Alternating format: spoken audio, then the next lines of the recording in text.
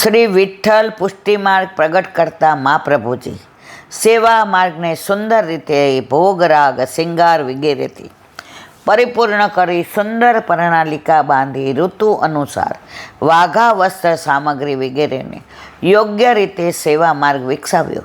તેવી જ રીતે આપે સેવા કરીને સેવા કરતા શીખવાડ્યું. 7મું વલ્ભાખ્યાન. આપ સેવા કરી શીખવે શ્રી હરિ. શ્રીજીની સેવામાં અતિ ઉત્સાહ ધરાવવાવાળા દોડી દોડીને શ્રીજી દ્વાર પહોંચી તન મન ધનથી લાડ લડાવ્યા. ભક્તિ માર્ગને સુંદર સુદૃઢ બનાવ્યું.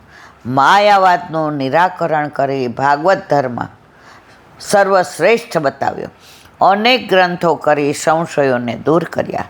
શ્રી સુબોધિનીજી ગ્રંથનો ગૂઢાર્થ સમજાવવા ટિપ્પણીજી લખીને ભક્તોને કોણે ગુસાઈજીની વાત કરે, નિજ સેવકોને સેવા સ્મરણ બંનેનો આનંદ લીધો. જો સેવા પહોંચી લઈએ ને, હું મંદિર કોઈક વાર જાતે ને તો પછી પૂછીએ કે આ તમારા ઠાકોરજીએ કેવા શ્રૃંગાર ધર્યા હતા, કયા વસ્ત્ર હતા, એટલે બધા વિચાર કરવા માંડે. કારણ આપણે મંદિરમાંથી બહાર નીકળીએ ને સંસારમાં એવા પડી જઈએ. મંદિર સામું ન જોયું, ક્યાંક ઠાકોરજી આપણો છેડો પકડી લઈએ તો બાપા, કારણ આપણું અનુસંધાન નથી. દિવસમાં સેવા પહોંચ્યા હોય ને 5-7 વાર તો અનુસંધાન કરો કરો ને કરો જ. તમે હિંચકે બેઠા જ કોઈ નથી, બાર વૃક્ષો છે, વેલી છે. આજે ઠાકોરજી ક્યાં પધાર્યા હતા? આ તો બરસાના જ હોય ને, રાધાજીનો પ્રાગટ્ય ઉત્સવ. યાદ કરો બરસાનાને, કીર્તિજીને, વૃષભાનજીને, અષ્ટ સખીઓને, રાધાજીને.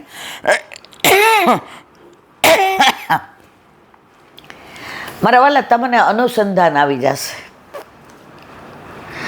હવે કોઈ સરસ સાડી પહેરી નીકળું, યાદ કરો વ્રજને. હેરી હે આજ નંદ રાય કે આનંદ ભયો, રાતી પિયરી ચોલી પહેરી, નવતમ ઝુમક સારી. તો કંઈ પણ જુઓ અને વ્રજ યાદ આવી જાય, ઠાકોરજી યાદ આવે. નદી જુઓ તો યમુનાજી યાદ આવે, પર્વત જુઓ તો ગિરિરાજજી યાદ આવે, ચાલો તો ગિરિરાજ બાવાની પરિક્રમા યાદ આવે, પુષ્પ જુઓ તો ઠાકોરજીના માળાજી યાદ આવે, રત્ન જુઓ તો વૈજંતી માલા યાદ આવે. પિક્ચર જોવા ગયો અને પડદા ટેરા જુઓ તમે તો ઠાકોરજીનો ટેરો કેવો હોય એ યાદ આવે. તમે ગમે ત્યાં જાઓ લૌકિકમાં, પણ તમારું અનુસંધાન જો ઠાકોરજીનું છે તો એ તમારી ભક્તિ જ છે, સૂક્ષ્મ દિવાલ છે. આજે આપણા શરીરમાં આપણા વાળથી પતલી નસો છે, તો ઠાકોરજીમાં એ પતલી નસ જેટલું જ સંસાર અને શ્યામમાં ડિફરન્સ છે. તમે આ બાજુ આવો તો સંસાર છે, અને આ જે વાળથી પતલી નસ છે એની આ બાજુ આવો તો શ્યામ છે. નક્કી તમારે કરવાનું, રહ્યો સંસારમાં પણ શ્યામને ઘડી ઘડી યાદ કરો. તમે સવારે નીકળો, હાલો ગિરિરાજ બાવાની પરિક્રમા, રસ્તામાં કરો માનસી. માનસી એટલે માનસી એને કહેવાય જે તમે તન્મય થઈ જાઓ. પણ આપણા લૌકિક માનસી કેવી? હાલો મુખારવિંદથી નીકળ્યા, સુંદર સિલાઈ દંડવત કર્યા, વલ્લભને વિનંતી કરી. હવે જ્યાં જાઓ ત્યાં સી કરો ગિરિરાજ બાવાની માનસી. આજુબાજુ કાંઈ નહીં દેખાય. વૈષ્ણવ મળશે તેવું થશે એ કરે છે પરિક્રમાને, આપણે કરીએ છીએ. પણ રસ્તામાં જેવા નીકળ્યા, ગાડીમાં બેઠા, રીખું જોયું, કાલ ઓલાય કેવી રીતે મારી યાર કર્યું, ચાલો.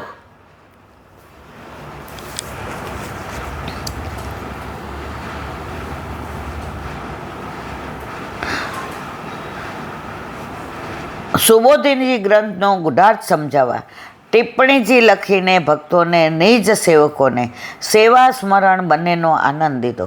શ્રી ગોકુળમાં વાસ કરી રોજ અનુસરમાં વેણુગીત યુગલ ગીતનું ગાન કરી અર્થ સમજાવી ભક્તોને તે રસના ભોગી બનાવ્યા. રાતના પણ રોજ વચનામૃતો કરી કૃપાપાત્ર ભક્તોને આનંદ દેવાવાળા એવા શ્રી ગુસાઈજી. હમણાં અમે એક જગ્યાએ ગયા ને તો ઓલું કીર્તન ગવાતું તો લલિત વચ્ચે દેશગીરી રાજ રાજ ત્રિવિધ ચરણાધરે. તો સરસ એનો ભાવ આપણે કોકવાર અહીં કરીશું, બહુ જ સુંદર ભાવ છે. તો એ વૈષ્ણવ બહુ મોટી ઉંમરના હતા, તો એની આંખમાં પાણી આવી ગયા. 90% આ જ કીર્તન હતું. હા, આ જ હતું બનતા સુધી. તો મેં કીધું, રમણ દાદા કેમ મૂંઝાણા? ના ના બેટા કાંઈ નહીં. મેં કીધું ના ના, તમને કાઠિયાવાડી યાદ આવે છે ને? અમદાવાદમાં નથી ગમતું ને? મને કે હું તો જ્યાં રહું ત્યાં મારે ઠાકોર જોઈએ એટલે ગોકુળ જ છે બેટા. હું એવો માનતો જ નથી હું અમદાવાદમાં. મેં હે, અમે એને મળવા ગયા હતા, તમે નહોતા એટલે આવ્યા. તમે ક્યાંક તમારા ઓલું જમવાનું હતું ક્યાંક. તો મેં કીધું તો કેમ વિહવળ થયા?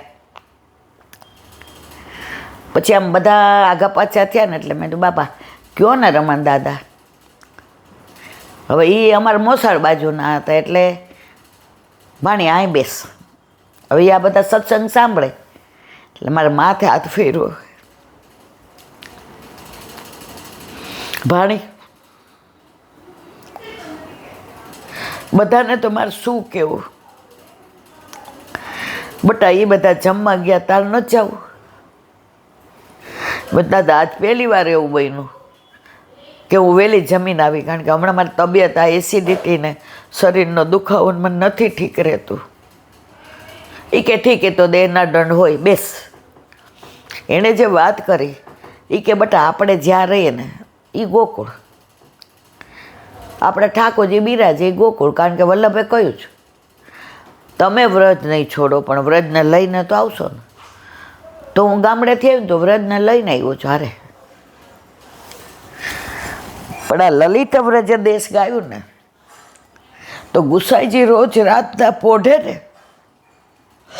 તો ચત્રપુદાસને કે આ કીર્તન ગાતું.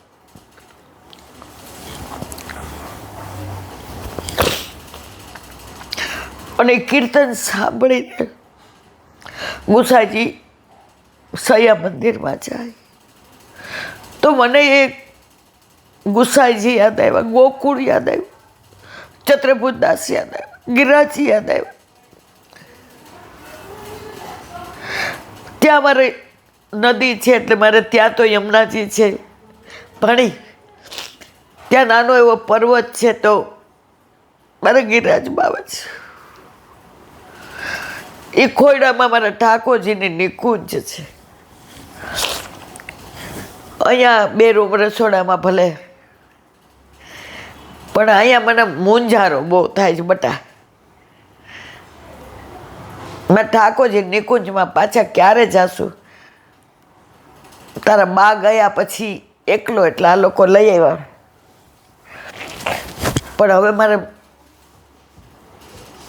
બને એટલું જલ્દી. હવે અમને ખબર નહીં, એના દીકરા બહુ પ્રેમાળો, અતિ પ્રેમાળો, અતિ જેને કહેવાય ને પુષ્ટિ માર્ગીય. હવે મને દાદાને ખબર નહીં, અમે બે તો અમારી વાતોમાં તન્મય હતા.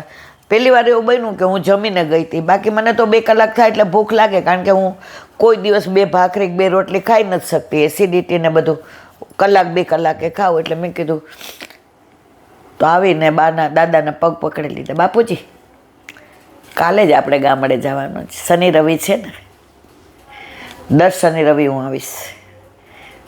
અને ત્યાં વ્યવસ્થા, એ કે ત્યાં વ્યવસ્થા છે જ બટા, ગામમાં બધા વૈષ્ણવ તાર જેવું ધ્યાન રાખે છે, પણ તારો પ્રેમ એટલો બધો છે ને કે હું કહી નહોતો શકતો. તને એમ છે કે હું તાર બા વિના, તાર બા તો ઠાકોરજીની 24 કલાક સેવામાં ગયા. હવે મારે તૈયારી કરવાની ને 24 કલાક ત્યાં રહેવાનું. ઠાકોરજીને મારી યારે ફાવે છે, પણ મને હેવાયો કરે છે કે તને ફવડાવી દઉં, એટલે હું મને એકલો રવા દે ને બટા. અને બીજે દિવસે દાદાને ગામડે મારે કહેવાનો આશય એ છે કે આવા ભગવદીઓનો સંગ તમને થાય ને તો એને દરેક જગ્યાએ ઠાકોરજીને દર્શન થાય. કીર્તન ગાયું છે એમાં લલિત વ્રજ દેશ ગિરિ, એમાં એણે મને અડધો કલાક સત્સંગ કર્યો. પછી ઓલા લોકો બધા જમીન આવ્યા એટલે દાદા હવે કાંક કહો. હવે દાદાનું હૈયું ભરાઈ ગયું હતું, વ્રજ યાદ આવ્યું હતું, યમુનાજી યાદ આવ્યા હતા, ગિરિરાજી યાદ આવ્યા હતા. વ્રજવાસીઓ દાદાએ વ્યક્ત ન કર્યું બધાય પાસે. હવે બટા મારે હોવાનો ટાઈમ થયો, લૌકિક ભાષા, અને મારી યાર એક શબ્દ લૌકિક નથી બોલ્યા. બધા કે સારું દાદા તો જય શ્રી કૃષ્ણ. મેં કીધું ભગવત સ્મરણ, ગામડે આવજે હો ભાણી. આવીશ. મારે કહેવાનો આશય છે મારા વાલા, ભગવદીઓનો એક ક્ષણનો તમને સંગ મળી જાય ને, સત્સંગ મળી જાય ને, તો જીવનની રાહ બદલાઈ જાય. પણ નથી બદલાતી. આ જો અત્યારે યાદ આવ્યું ને તો મને એમ થાય કે ના, આપણે રોજ છે દરેકમાં ઠાકોરજીના દર્શન કરવા જોઈએ. અત્યારે માનીએ, પછી હમણાં બહાર જાશું. બોલો વલ્લભાતી.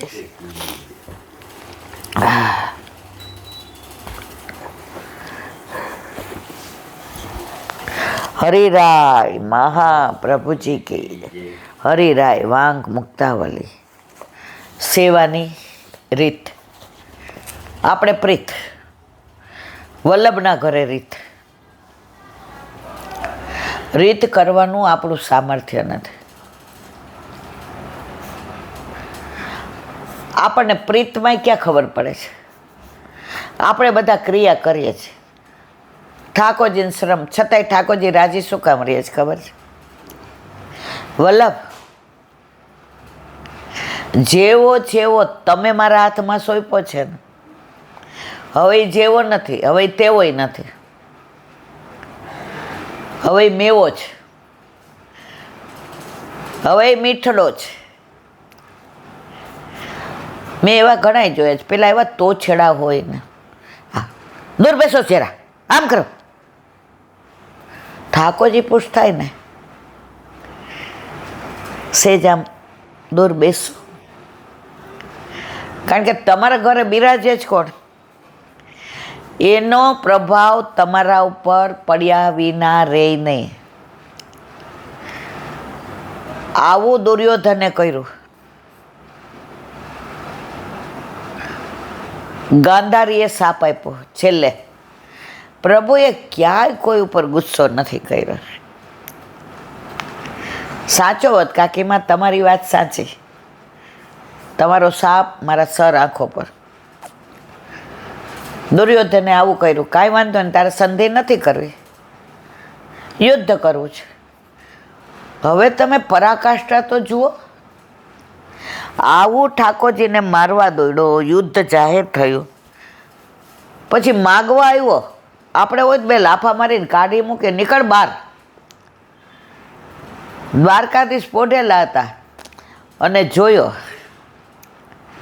આ વાવ દુર્યોધન, એક બાજુ અર્જુન ને એક બાજુ દુર્યોધન. એણે અપમાન ન કર્યું, તે મારે કર્યું હતું તો હું કરું, આપણે એ માયલા છે. પેલો વારો તારો, માગ. કોઈ યારે દુશ્મનાવટ નહીં, કોઈ યારે ગુસ્સો નહીં, કોઈ યારે દ્વેષ નહીં, કોઈ યારે ક્લેશ નહીં. તારે જોઈએ પેલા એક બાજુ હું ને એક બાજુ 23 અક્ષરની સેના. દુર્યોધન કે હું થોડો ગાંડો છું, સેના જ લેવાય ને. જેને પ્રભુ કરતા સેનામાં વધુ, એટલે કે લૌકિક સંસાધનોમાં વધુ રસ છે ઠાકોરજી કરતા, એ જીવનના યુદ્ધમાં હારી જ જાય મારા વાલા. જેનો સારથી કૃષ્ણ હોય ને એ જીતેલો જ છે, વગર લડે. તો પ્રભુ કહે છે કે વલ્લભ તમે સોંપ્યો છે, એ જેમ કરશે ને બધું મને કબૂલ મંજૂર છે. હવે આગળ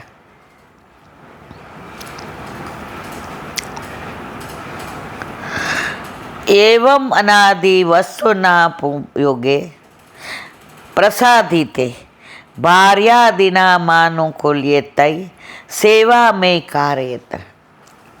ગુજરાતી. એ પ્રમાણે અન્ન વગેરે વસ્તુનો પ્રભુમાં વિનિયોગ સિદ્ધ કરી સ્ત્રી વગેરે જો સેવામાં અનુકૂળ હોય તો એવો પાસે જ સેવા કરાવી જોઈએ. બ્રહ્મ સંબંધી છે એને ભાવ છે તો બધી ભલે ને સામગ્રી એ કરે. આજે વહુ આવે એને ઠાકોરજી વાલા જ બ્રહ્મ સંબંધી છે. હા બેટા કર રોટલી, થાળ તૈયાર કર, તારા કોમળ હાથ ઠાકોરજીને બહુ ગમે. નથી ગમતું કાંઈ વાંધો નહીં,